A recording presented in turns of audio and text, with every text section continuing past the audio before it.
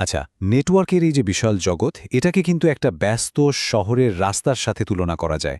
প্রতিদিন কোটি কোটি ডেটা এদিক থেকে ওদিক যাচ্ছে, ঠিক যেন গাড়ির মতো। কিন্তু কখনো কি ভেবেছেন, এত কিছুর পরেও কিভাবে কোনো ট্রাফিক জ্যাম বা অ্যাক্সিডেন্ট ছাড়াই সব ঠিকঠাক মতো চলে? চলুন আজ আমরা ডেটা চলাচলের এই ট্রাফিক নিয়মগুলোই একটু সহজ করে জেনে নিই। ব্যাপারটা আসলেই তো ভাবার মতো, তাই না?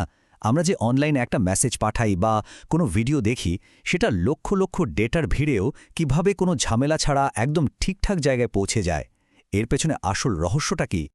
এর উত্তরটা কিন্তু খুব সহজ, কিছু নির্দিষ্ট নিয়মের মধ্যে।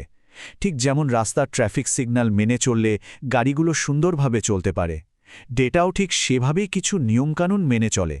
আর এই নিয়মগুলোই ঠিক করে দেয় যেন কোনো ডেটা হারিয়ে না যায় বা ভুল পথে চলে না যায়। তো আজ আমরা মূলত দুটো জিনিস দেখব।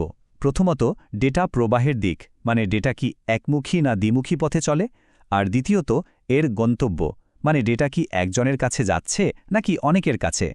আর সবশেষে এই দুটো বিষয় নিয়ে আমরা একটা ছোট্ট সারসংক্ষেপ দেখে নেব। তাহলে চলুন একদম প্রথম নিয়মটা দিয়ে শুরু করা যাক, ডেটা প্রবাহের দিক, যেটাকে টেকনিক্যালি বলা হয় ডেটা ট্রান্সমিশন মোড।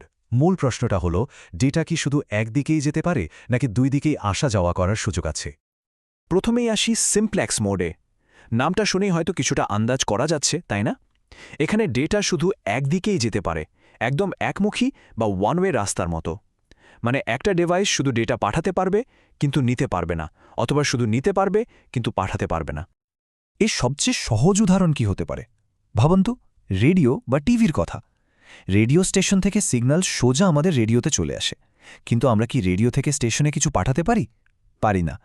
ঠিক তেমনি আমরা যখন কিবোর্ড দিয়ে কিছু টাইপ করি, ডেটাটা কম্পিউটারে যায়, কিন্তু কম্পিউটার তো আর কিবোর্ডে কিছু ফেরত পাঠায় না, তাই না? আচ্ছা, এবার আসি হাফ ডুপ্লেক্স মোডে। এখানে ডেটা কিন্তু দুই দিকে যেতে পারে, তবে একটা শর্ত আছে, একই সময়ে দুই দিকে যাওয়া যাবে না। ব্যাপারটা অনেকটা একটা সরু ব্রিজের মতো, যেখানে একদিকের গাড়ি পার না হওয়া পর্যন্ত অন্যদিকের গাড়িগুলোকে অপেক্ষা করতে হয়। এখানেও ঠিক তাই, একজন ডেটা পাঠালো শেষ করলে তারপর অন্যজন পাঠাতে পারে, মানে পালা করে যোগাযোগ হয়। এর একটা ক্লাসিক উদাহরণ হল ওয়াকি টকি। খেয়াল করে দেখবেন, একজন কথা শেষ করে ওভার বলে, তারপর অন্যজন কথা শুরু করে। দুজন একসাথে কথা বলতে পারে না। আর মজার ব্যাপার হলো, আমরা যে ইন্টারনেট ব্রাউজ করি সেটাও কিন্তু এক ধরনের হাফ ডুপ্লেক্স। কিভাবে? প্রথমে আমরা একটা ওয়েবসাইটে যাওয়ার জন্য অনুরোধ বা রিকোয়েস্ট পাঠাই, তারপর সেই সার্ভার থেকে আমাদের কাছে তথ্য বা রেসপন্স ফিরে আসে। দুটো কাজ কিন্তু একসাথে হয় না। আর সবশেষে যেটা আমাদের সবচেয়ে বেশি কাজে লাগে, সেটা হলো ফুল ডুপ্লেক্স মোড। এখানে কোনো অপেক্ষা করার ব্যাপার নেই, ডেটা একই সাথে দুই দিকেই আসতে এবং যেতে পারে। ঠিক যেন একটা বড় হাইওয়ে, যেখানে গাড়িগুলো একই সময়ে দুই দিকেই চলছে, মানে প্রেরক আর প্রাপক একই সাথে ডেটা পাঠাতেও পারবে, আবার গ্রহণও করতে পারবে। এটার উদাহরণ তো আমাদের সবার হাতের কাছেই আছে, মোবাইল ফোনে কথা বলা। আমরা যখন ফোনে কথা বলি, তখন কি একজন কথা বললে অন্যজনকে চুপ করে থাকতে হয়? একদমই না, আমরা দুজনেই একসাথে কথা বলতেও পারি, আবার শুনতেও পারি। এটাই হলো ফুল ডুপ্লেক্স মোডের আসল মজা। তাহলে যদি এক কথায় পুরো ব্যাপারটা সারসংক্ষেপ করি, সিমপ্লেক্স হলো ওয়ান ওয়ে রাস্তা, যেমন রেডিও। হাফ ডুপ্লেক্স হলো সরু ব্রিজ, যেখানে পালা করে যেতে হয়, যেমন ওয়াকি টকি। আর ফুল ডুপ্লেক্স হলো একটা মস্ত বড় হাইওয়ে, যেখানে একই সাথে আসা যাওয়া চলে, যেমন আমাদের মোবাইল ফোন। বেশ, আমরা তো ডেটা চলাচলের রাস্তার ধরন নিয়ে কথা বললাম। এবার চলুন আলোচনার দ্বিতীয় অংশে যাই, যেটা হলো ডেটা ডেলিভারি বা বিতরণ মোড। এখানে আমরা দেখব ডেটা কার কার কাছে যাচ্ছে, মানে ডেটার গন্তব্যকে। শুধুমাত্র একজন, নাকি একটা নির্দিষ্ট গ্রুপ, নাকি নেটওয়ার্কের সবাই? শুরুতেই আসি ইউনিকাস্ট নিয়ে।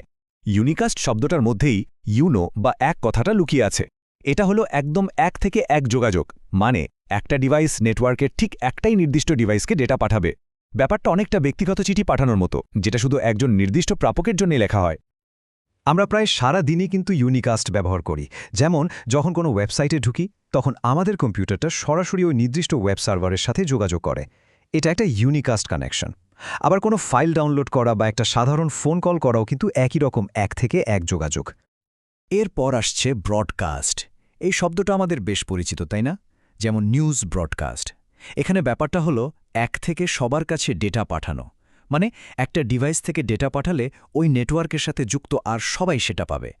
ঠিক যেমন একটা মাইকে ঘোষণা দিলে এলাকার সবাই শুনতে পায়, ব্যাপারটা সেরকম। টিভিতে যখন কোনো লাইভ খেলা দেখানো হয়, বা রেডিওতে যখন খবর প্রচার করা হয় এগুলোই হলো ব্রডকাস্টের সেরা উদাহরণ। একটা স্টেশন থেকেই সিগন্যালটা সবার জন্য পাঠিয়ে দেওয়া হয় আর ওই এলাকার যত টিভি বা রেডিও আছে সবাই সেটা ধরে ফেলে। আর সব শেষে হলো মাল্টিকাস্ট। এটাকে ইউনিকাস্ট আর ব্রডকাস্টের একটা মাঝামাঝি অবস্থা বলতে পারেন। এখানে ডেটা সবার কাছেও যায় না, আবার শুধু একজনের কাছেও যায় না, বরং এক থেকে নির্দিষ্ট কয়েকজনের কাছে যায়। ঠিক যেমন কোনো অনুষ্ঠানের আমন্ত্রণপত্র তো আমরা সবাইকে দিই না, শুধুমাত্র বাছাই করা কিছু অতিথিকেই পাঠাই, তাই না? মাল্টিকাস্টও ঠিক সেভাবেই কাজ করে। এর সবচেয়ে ভালো উদাহরণ হল অনলাইন ক্লাস বা ভিডিও কনফারেন্স। সেখানে তো শুধু যারা মিটিংয়ে জয়েন করেছে তারাই একে অপরকে দেখতে বা শুনতে পায়, বাইরের কেউ পায় না। আবার হোয়াটসঅ্যাপে যখন একটা গ্রুপ চ্যাট করা হয়, মেসেজটা তো শুধু ওই গ্রুপের সদস্যরাই পায়। এটাও কিন্তু মাল্টিকাস্টেরই একটা রূপ। তাহলে চলুন পুরো ব্যাপারটা একবার ঝালিয়ে নিই। মূল পার্থক্যটা কি দাঁড়ালো? দেখুন, ট্রান্সমিশন মোড হলো ডেটা চলাচলের রাস্তাটা কেমন, সেটা কি ওয়ান ওয়ে নাকি টু ওয়ে নাকি মস্ত বড় হাইওয়ে। আর ডেলিভারি মোড হলো ডেটার গন্তব্য বা ঠিকানা কোনটা, সেটা কি কোনো ব্যক্তিগত চিঠি নাকি সবার জন্য খোলা চিঠি নাকি শুধু একটা নির্দিষ্ট গ্রুপের জন্য পাঠানো চিঠি। আচ্ছা, সব তো বোঝা গেল। এবার তাহলে একটা ছোট্ট প্রশ্ন থাকলো। এই যে এখন এই লেকচারটা দেখছেন, ভাবুন তো এখানে ডেটা কোন ট্রান্সমিশন মোড আর কোন ডেলিভারি মোড ব্যবহার করে আপনার ডিভাইস পর্যন্ত এসে পৌঁছাচ্ছে। একটু মাথা খাটালেই উত্তরটা পেয়ে যাবেন। আজকের আলোচনাতেই কিন্তু এর ক্লু লুকিয়ে আছে।